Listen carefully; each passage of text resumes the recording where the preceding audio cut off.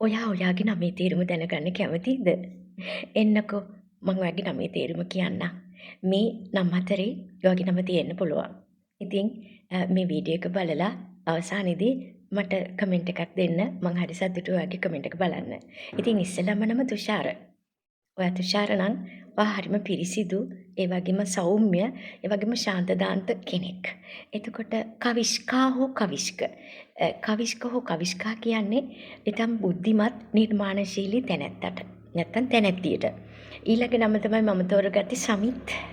සමිත් ඔයා හරිම සමාජශීලී.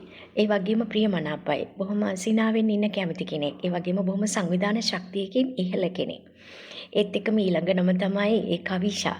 කවිෂා කියන්නේ කවියට අධිපති, ඒ වගේම නිර්මාණශීලී, ඒ වගේම බුද්ධිමත් තැනැත්තිය කියන අදහස. ඔයාගේ නම ඉමල්ෂාද?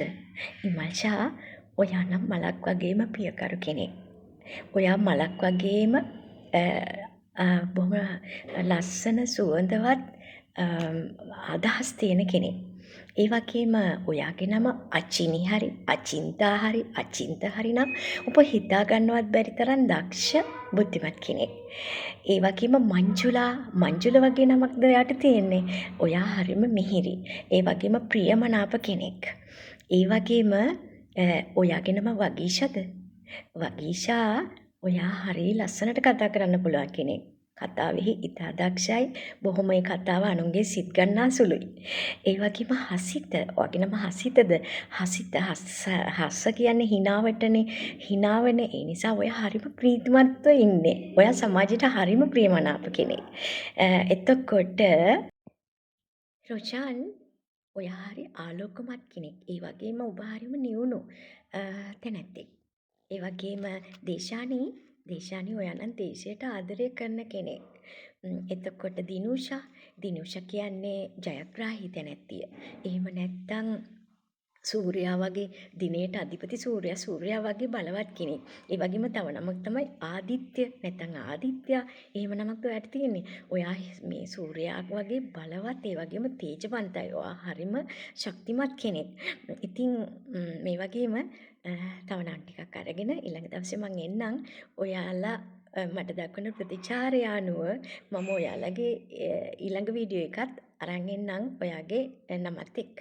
ඔයා කැමති නම් ඔයාගේ නමක දැනගන්න කැමති නම් නමේ තේරුම මට කමෙන්ට් එකක් දාගෙන යන්න. ඉතින් බොහොම ස්තුතියි. වීඩියෝ එක බැලුවට බොහොම ස්තුතියි. රොෂාන් ඔයා හරි ආලෝකමත් කෙනෙක්. ඒ වගේම ඔබ හරිම නිවුණු තැනැත්තෙක්. ඒ වගේම දේශානි ඔයා නම් දේශයට ආදරය කරන කෙනෙක්. එතකොට දිනුෂා කියන්නේ ජයග්‍රාහී තැනැත්තිය. එහෙම නැත්තම් සූර්යා වගේ දිනයට අධිපති සූර්යා වගේ බලවත් කෙනෙක්. ඒ වගේම තව නමක් තමයි ආදිත්‍ය නැත්නම් ආදිත්‍යා. එහෙම නමක් ඔයාට තියෙන්නේ. ඔයා මේ සූර්යා වගේ බලවත් ඒ වගේම තේජවන්තයි. ඔයා හරිම ශක්තිමත් කෙනෙක්. ඉතින් මේ වගේම තව නම් ටිකක් අරගෙන ඊළඟ දවසේ මං එන්නම්. ඔයාලා මට දක්වන ප්‍රතිචාරය අනුව මම ඔයාලගේ ඊළඟ වීඩියෝ එකත් අරන් එන්නම් ඔයාගේ නමත් එක්ක. ඔයා කැමති නම් ඔයාගේ නමක දැනගන්න කැමති නම් නමේ තේරුම මට කමෙන්ට් එකක් දාගෙන යන්න. ඉතින් බොහොම ස්තුතියි. වීඩියෝ එක බැලුවට බොහොම ස්තුතියි.